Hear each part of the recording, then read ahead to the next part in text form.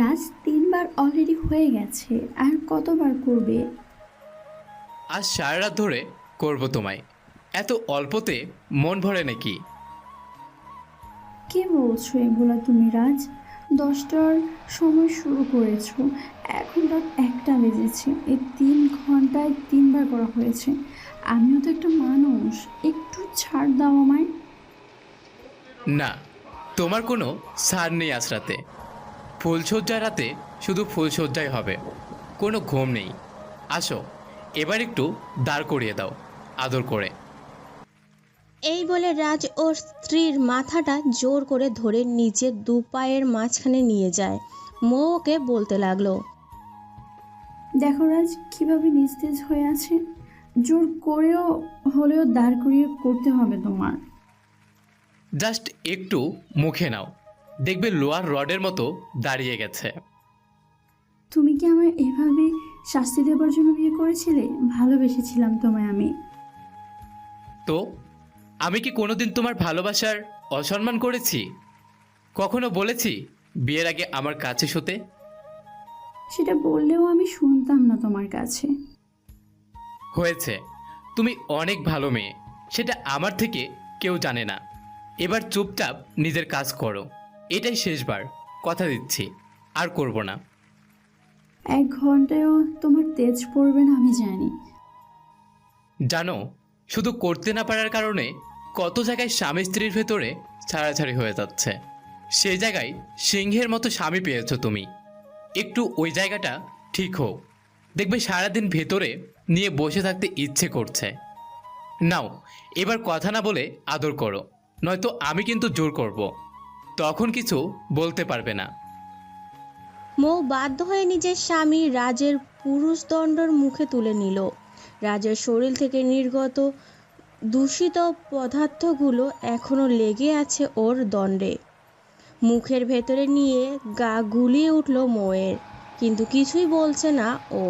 নীরবে নিভৃতে স্বামীর আফতার পূরণ করেই যাচ্ছে। এরপর রাজ যখন বুঝতে পারে ও দণ্ড ভেতরে প্রবেশের জন্য প্রস্তুত, মৌকে শুইয়ে দিয়ে ওর ওপরে উঠে পড়ল। রাজের স্পর্শ পেতেই মৌ ছটফট করে উঠল। মরে গেলাম রাজ, এই ব্যথার জায়গায় তোমার এত বড় মোটা জিনিসটা নিতে পারবো না আমি। তুমি তার চেয়ে বরং মেরে ফেলো আমায়। রাজ মৌয়ের দিকে তাকিয়ে দেখলো ওর প্রবেশদ্বার ফুলে লাল হয়ে আছে। ওই জায়গায় ওর ভারী জিনিসটা যাবে না বুঝতে পারল রাজ। এদিকে নিজের শরীরে আগুন না নেভানো পর্যন্ত শান্তি নেই ওর। রাজ মৌকে বলতে লাগলো, বউ, উপর হয়ে শুয়ে পড়ো। কেন উপর হয়ে শুতে হবে কেন? পিছনে লাগাবো, ওই জায়গাটা এখনো ফ্রেশ আছে। তুমি কি মানুষ রাজ? তুমি জানো ওই জায়গায় এরকম একটা জিনিস নেওয়ার কতটা কষ্টকর? একটু কষ্ট না করলে মজা পাবে কি করে? আসো, শুয়ে পড়ো। মৌ বাধ্য হয়ে উপুর হয়ে শুয়ে পড়ল। রাজ ওর শরীরের ওপরে উঠে পড়ল। নিজের পুরুষদণ্ডে থুতু মেখে মৌয়ের পেছনে দরজায় একটা সজোরে ধাক্কা দিল। যন্ত্রণায় মৌ আঁতকে উঠল। রাজ পুরোপুরি মৌয়ের শরীরের ওপর শুয়ে পড়ল। এরপর ওর দণ্ডের ভেতরে বাইরে কার্যক্রম চালাতে লাগলো। মৌয়ের হাত দুটো রাজের হাতের দখলে। রাজ মৌয়ের কানের কাছে গিয়ে বলতে লাগলো, শোনো, তাড়াতাড়ি পিল খেয়ে নিও, তা না হলে আজ রাতে যা করেছি নির্ঘাত বাচ্চা পেতে যাবে। বাঁধলে বাঁধুক। মাথা কি খারাপ হয়ে গেছে? এত তাড়াতাড়ি কিছুতেই বাচ্চা নেব না আমি, ওইসব পরে ভেবে দেখব। এই বলে রাজ মৌকে পেছন থেকে সজোরে একটা ধাক্কা মারল। মৌ অস্পষ্ট স্বরে আঁতকে উঠল। প্রায় আধা ঘন্টা বিছানায় যুদ্ধ চলল। অবশেষে রাজ ক্লান্ত হয়ে বিছানার উপরেই পড়ে রইল। পুরোপুরি বিধ্বস্ত অবস্থা হয়ে আছে ওর। ও শরীরের শেষটুকু নিগড়ে দিয়েছে আজ মৌয়ের ভেতরে। রাজ মৌকে জড়িয়ে ধরে বলতে লাগলো, তুমি জানো, এই দিনটার আশায় আমি নিজেকে ধরে রেখেছি, আর সেই সব তোমায় উপহার হিসাবে দিলাম। আস্তে আস্তে দিতে পারতে। আজ রাতে এসবটা করতে হলো কেন? আমি কি মরে যাব? সি, এ আবার কি কথা? আমার সামনে কখনো মরার কথা বলবে না। রাজ মৌকে ছেড়ে দিয়ে বাথরুমের দিকে চলে গেল। কিছুক্ষণ পরে একটা টাওয়াল জড়িয়ে ফিরে আসলো। রাজ মৌকে প্রশ্ন করে, কি এখন যেতে পারবে ফ্রেশ হতে, নাকি সকালে যাবে? হয়েছে, আমার প্রতি এত দরদ দেখাতে হবে না। আমি ঘুমিয়ে পড়লাম। এরপর মৌ ওর বালিশে মাথা দিয়ে ঘুমানোর চেষ্টা করে। রাজ একটা সিগারেট হাতে নিয়ে আপন মনে সেটা টানতে লাগলো।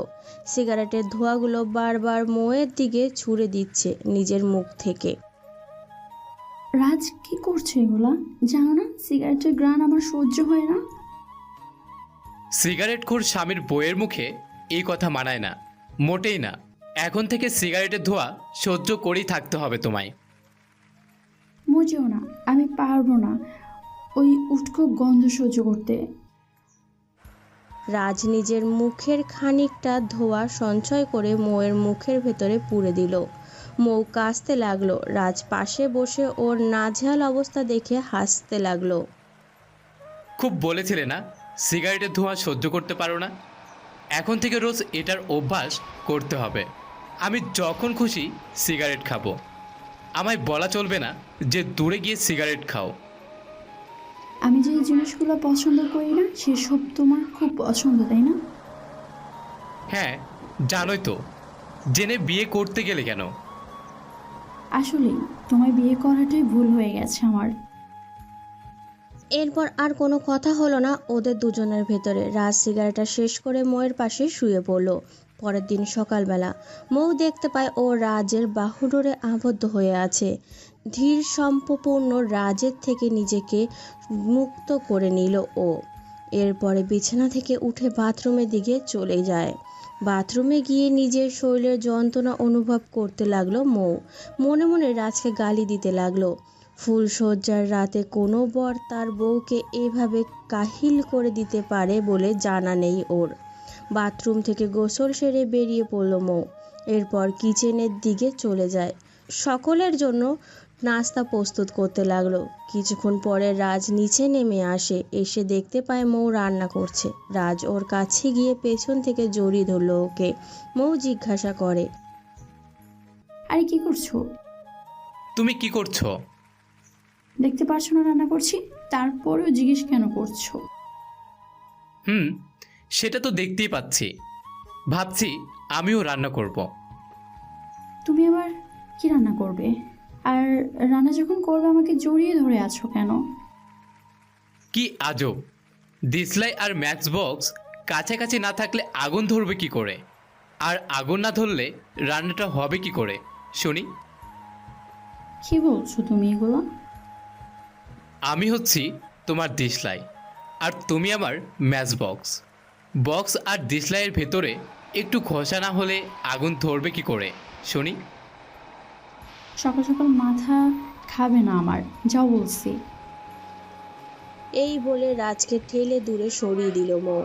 এরপর আবারও নিজের রান্নায় মনোযোগ দেয়। সকালে নাস্তা সেরে ও বেডরুমে গেলে বেডরুমের চাদরটায় ওর রক্তের দাগ লেগে আছে। মৌ তাই চাদরটা ধুয়ে দিয়েছে। হঠাৎ রাজের ফোনটা বেজে উঠল। মোবাইল স্ক্রিনের দিকে তাকিয়ে দেখে একটা আননোন নাম্বারে ফোন কল। একটু পরেই রাজ এসে কলটা রিসিভ করলো। এরপর ফোনটা নিয়ে বাইরে চলে যায়। মৌ স্পষ্ট শুনতে পেল কোনো এক নারীর কণ্ঠ রাজকে ওর নাম ধরে ডাক দিল। একটু পর রাজ ফিরে আসতেই মৌ ওকে প্রশ্ন করে, কার কল ছিল? অফিসের ম্যাডামের, অর্থাৎ আমার বসের। তুমি তার নাম্বার সেভ করে রাখোনি কেন? আরে উনি নতুন জয়েন করেছেন আমাদের বিয়ের 1 সপ্তাহ আগে, তাই এখন পর্যন্ত ফোন নাম্বার সেভ করে রাখার সময় হয়নি। সেটা না হয় বুঝলাম, কিন্তু তোমার ম্যাডাম কি অফিসের প্রোটোকল জানে না? মানে? উনি তোমার নাম ধরে সম্বোধন করলেন কেন? কোনো অফিসের বস তার এমপ্লয়কে এভাবে সেভ নামে ডাকে? তাহলে তুমি বলো, কি ডাকা উচিত ওনার? স্যার ডাকবে আমায়? নাম ধরে ধরে কেন ডাকতে যাবে? তোমাকে রাজ সাহেব বলে ডাকতে পারে। আজব তো, আমাকে আমার অফিসের বস কি বলে ডাকবে সেটা কি তুমি ঠিক করে দেবে? এরকম মিনিংলেস কথা বলো না তো। আমি অফিসে গেলাম, সন্ধ্যার আগেই আবার ফিরে আসবো। আচ্ছা ঠিক আছে, সাবধানে যেও। এরপর রাজ অফিসের উদ্দেশ্যে বেরিয়ে পড়ল। অফিস পৌঁছতে পৌঁছতে অনেকটা দেরি হয়ে যায় আজ ওর।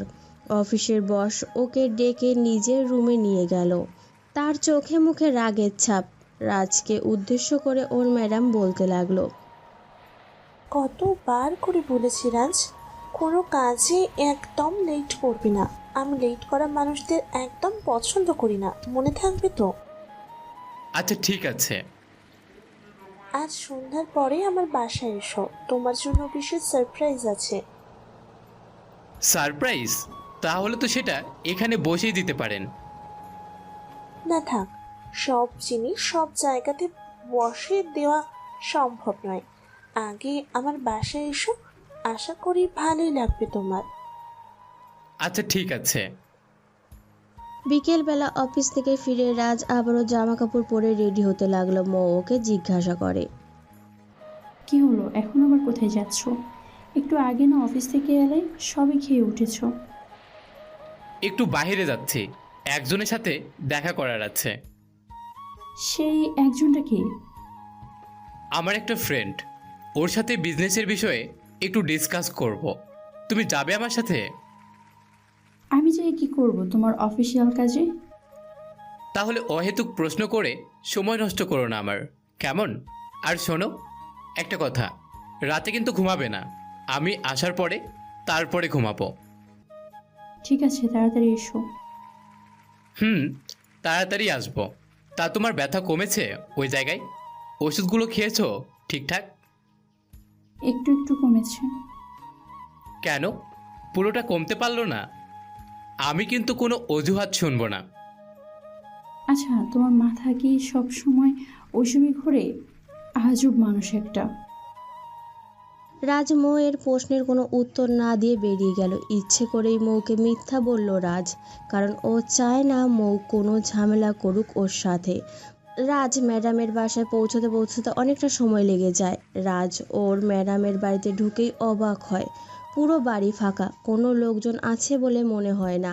একটু পর রাজের ম্যাডাম এক নাইটি পরে তার ঘর থেকে বেরিয়ে আসে। রাজ তাকে এই অবস্থায় দেখে কিছুটা অপ্রস্তুত হয়ে পড়ে। ম্যাডাম, আমার কিন্তু একটু তাড়া আছে, একটু তাড়াতাড়ি ছাড়তে হবে আমায়। আচ্ছা ঠিক আছে, আসতেই তো পারলি না, তার আগেই যাওয়ার বায়না করে বসলে। আচ্ছা রাজ, তুমি কি কফি বানাতে পারো? হ্যাঁ পারি। তাহলে কিচেনে গিয়ে আমার জন্য এক কাপ কফি বানিয়ে নিয়ে আসতে পারো। আর হ্যাঁ, নিজের জন্য এক কাপ এনো। রাজ বেশ সন্দেহে ওর ম্যাডামের কিচেনে গেল। এরপর মনে মাধুরী মিশিয়ে কফি বানাতে লাগলো। অফিসের বস সবাইকে ছেড়ে রাজকে অন্য দৃষ্টিতে দেখায়, এটা বেশ ভালো লাগে রাজের। রাজ চায় নিজের ম্যামের মাধ্যমে অফিসের একটা ভালো অবস্থানে যেতে, তাই ম্যাডামের সমস্ত আবদার পূরণ করে ও। একটু পরে 2 কাপ কফি বানিয়ে রাজ ড্রয়িং রুমে নিয়ে যায়। 1 কাপ নিজের হাতে রাখলো, অন্য কাপ ম্যাডামের হাতে দেয়। কফির কাপে চুমুক দেওয়ার পরেই উনি বলতে লাগলো, তোমাকে দিয়ে কষ্ট করালাম তাই না? না না ম্যাডাম, ঠিক আছে, আপনার জন্য এর থেকেও বেশি করা যায়। তাই নাকি? হ্যাঁ। আচ্ছা চলো দুজনে আমার বেডরুমে যাই, এখানে বসে কাজ করতে ভালো লাগবে না আমার। তুমি আমার ল্যাপটপটাও নাও একটু। আচ্ছা ঠিক আছে, চলুন। এরপর রাজ ওর ম্যাডামের সাথে বেডরুমে গেল। বেডরুমের ভেতরে ঢুকতেই ম্যাডাম দরজাটা বন্ধ করে দিল। এরপর রাজের দিকে এগিয়ে আসে, রাজের শার্টের কলারটা টেনে ধরল। রাজ হতবাক হয়ে গেল ম্যাডামের এই কর্মকাণ্ড দেখে। ম্যাডাম, কি করছেন আপনি এগুলো? রাজ, একটা কথাও বলো না প্লিজ। পরবর্তী 1 ঘন্টার জন্য আমার হয়ে যাও। মানে? আমি তোমার সাথে ফিজিক্যাল রিলেশন করার জন্য আমার বাড়িতে ডেকেছ। আমার বিছানা গরম করে তোমার পকেট গরম করার দায়িত্ব আমার। রাজ কিছু সময় ওর ম্যাডামের দিকে তাকিয়ে রইল, এরপর তাকে ধাক্কা মেরে দূরে সরিয়ে দেয়। ম্যাডাম, আপনি জানেন না আমি বিবাহিত। আমি আমার স্ত্রীর অধিকার আর কাউকে দিতে পারবো না। ক্ষমা করবেন আমায়। রাজকে ধাক্কা মেরে বিছানার ওপরে শুইয়ে দিল ম্যাডাম, এরপর ওর শরীরের ওপরে উঠে পড়ে। বোকা ছেলে, আমি কি তোমার থেকে তোমার বউয়ের অধিকার চেয়েছি? আমি শুধু তোমার এই সুন্দর দেহে দক্ষ চাই, কিছু সময়ের জন্য। সে যাই হোক, আমি আমার বউকে ঠকাতে পারবো না। আমি ওকে খুব ভালোবাসি। আজ আমার হাত থেকে তোমাকে কেউ বাঁচাতে পারবে? এটা উচ্চ মাত্রার ক্যাফিন যুক্ত কফি। আমার নিয়মিত খাওয়ার অভ্যেস থাকলেও তোমার নেই। দেখো তুমি কিভাবে ঘোরের মধ্যে চলে যাচ্ছ। আমার এত বড় সর্বনাশ করবেন না ম্যাডাম। আমি আমার বইয়ের সামনে মুখ দেখাতে পারবো না। এমনিতেই আমি অনেক মিথ্যে কথা বলেছি। একটু সময় আমার সাথে এনজয় করো, তারপর যেতে দেব। তুমি না পুরুষ, পুরুষ হয়ে সতী মেয়েদের মতো আচরণ কেন করছো? আপনি আমার মতো একটা বিবাহিত পুরুষের ভিতরে কি পেয়েছেন? আমি রোজ রাতে অন্য কারোর সাথে নিজের বেড শেয়ার করি। এটা জেনেও আমার প্রতি রুচি হচ্ছে আপনার? হ্যাঁ হচ্ছে, তুমি নিজেও জানো না কি জিনিস তুমি। এরপর ম্যাডাম রাজকে জোর করে ওর ঠোঁট গালে চুমু খেতে লাগলো। রাজের কানের ওপরে গিয়ে শক্ত করে একটা কামড় বসিয়ে দিল। এরপর ওর জামা প্যান্ট খোলার জন্য চেষ্টা করে। রাজ এক পর্যায়ে বিছানা থেকে উঠে বসলো, ম্যাডামকে একটা ধাক্কা মেরে ফেলে দিল। এরপরে রুম থেকে বেরিয়ে যায়। যত দ্রুত সম্ভব বাসা থেকে বেরিয়ে গেল রাজ। এরপর একটা গাড়ি ধরে নিজের বাসার উদ্দেশ্যে রওনা দেয়। বাড়িতে ফিরে ধীরে ধীরে নিজের রুমের দিকে এগিয়ে যেতে লাগলো রাজ। বেডরুমের দিকে যেতেই দেখতে পায় ভেতরে মৌ বসে আছে। মৌ উঠে এসে রাজের সামনে দাঁড়ায়। রাজের বিধ্বস্ত চেহারা দেখে অবাক হয়ে গেল মৌ। ওকে জিজ্ঞাসা করে, রাজ, এটা কি অবস্থা হয়েছে তোমার? তুমি কি করছো? রাজের চোখ বেয়ে পানি গড়িয়ে পড়ছে। মৌ লক্ষ্য করলো। মৌকে কিছু বুঝে ওঠার সুযোগ না দিয়ে রাজ ওকে জড়িয়ে ধরে কান্না জুড়ে দিল। আমায় ক্ষমা করে দাও মৌ। আমি নিজের শরীরের চাহিদা মেটাতে গিয়ে অনেক অন্যায় করেছি তোমার সাথে।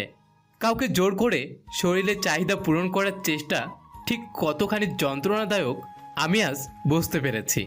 আমি অনেক বড় অন্যায় করে ফেলেছি তোমার সাথে। কিন্তু এটাও সত্যি, আমি অনেক ভালোবাসি তোমায়। আমি কিছুতেই তোমাকে ঠকিয়ে শান্তিতে বাঁচতে পারতাম না। রাজ, কি হয়েছে আমায় বলো। তুমি না বললে কি করে বুঝবো? রাজ মৌকে সবটা খুলে বলল। মৌ রাজের মুখে সমস্ত বিবরণ শুনে যতটা কষ্ট পেল তার থেকেও অনেক খুশি হয় ও। রাজ ওকে এতটাই ভালোবাসে আগে কখনো বুঝতে পারেনি মৌ। নিজের স্বামীর জন্য গর্বে বুকটা ফুলে উঠছে ওর। মৌ সমস্ত অভিমান ভুলে রাজকে আপন করে নিল। আর রাজও প্রতিজ্ঞা করলো এরপর থেকে নিজের স্ত্রীকে আর কখনো কষ্ট দেবে না, ওকে ভালো রাখার চেষ্টা করবে।